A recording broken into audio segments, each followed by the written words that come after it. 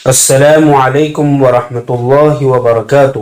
محترم ناظرین و سامعین، امید ہے آپ تمام حضرات بخیر و عافیت ہوں گے۔ آج کا ہمارا یہ ویڈیو ان لوگوں کے نام ہے جو علاج کرنے والے ہیں یا عامل ہے، اور ان کا یہ دعویٰ ہے کہ ان کے پاس موکل ہے اور وہ موکل ان کے سارے کام کرتا ہے۔ ہم ان حضرات کو دعوت فکر کے دیتے ہیں اور ان سے کہتے ہیں کہ آئیے اور سورہ سبا آیت نمبر 41 پر غور کیجئے۔ سورہ سبا آیت نمبر 41 کیا ہے؟ اعوذ باللہ السمیع العلیم من الشیطان الرجیم، بسم اللہ الرحمن الرحیم۔ قالوا سبحانک انت ولینا من دونہم بل كانوا یعبدون الجن اکثرهم بهم مؤمنون۔ ان لوگوں نے کہا، اے اللہ پاک، آپ ہی کی ذات پاک ہے ہر عیب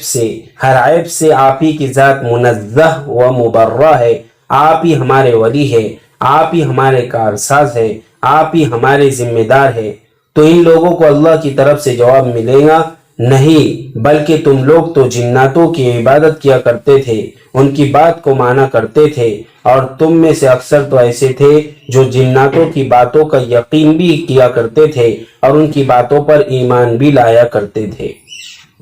ہم ایسے حضرات کو دعوت فکر دیتے ہیں جو علاج کرنے والے ہیں، عامل ہے، اور ان کا دعویٰ یہ ہے کہ ان کے پاس موکل ہے اور وہ موکل کی ہر بات مانتے ہیں اور اس کی ہر بات پر یقین کرتے ہیں، جبکہ یہ انتہائی غلط بات ہے، انتہائی غلط بات ہے۔ یہ آیت ثابت کر رہی ہے کہ کل قیامت کے دن یہ اپنے ایمان والا ہونے کی گواہی دیں گے تو اللہ تعالیٰ ان کے ایمان کو ریجیکٹ کر دیں گے، ان کے ایمان کو دھتکار دیں گے اور کہیں گے کہ تم تو جناتوں کی عبادت کیا کرتے تھے، اور تم میں سے اکثر تو ایسے تھے جو جناتوں کی باتوں پر یقین بھی کیا کرتے تھے۔ اب میں کہتا ہوں ان لوگوں سے جو علاج کے دوران جناتوں سے مدد لیتے ہیں اور انہوں نے انہیں اپنا موکل سمجھا ہوا ہے، ہماری اسی بات نے جناتوں کی سرکشی کو بڑھا رکھا ہے۔ اللہ تعالیٰ قرآن کریم میں فرماتا ہے سورہ جن کے اندر، قالوا انا سمعنا قرآنا عجبا وانه كان رجال من الانس يعوذون برجال من الجن فزادوهم رهقا، کہ اکثر انسان جناتوں کی پناہ لینے لگے اور جناتوں کی حفاظت میں جانے لگے،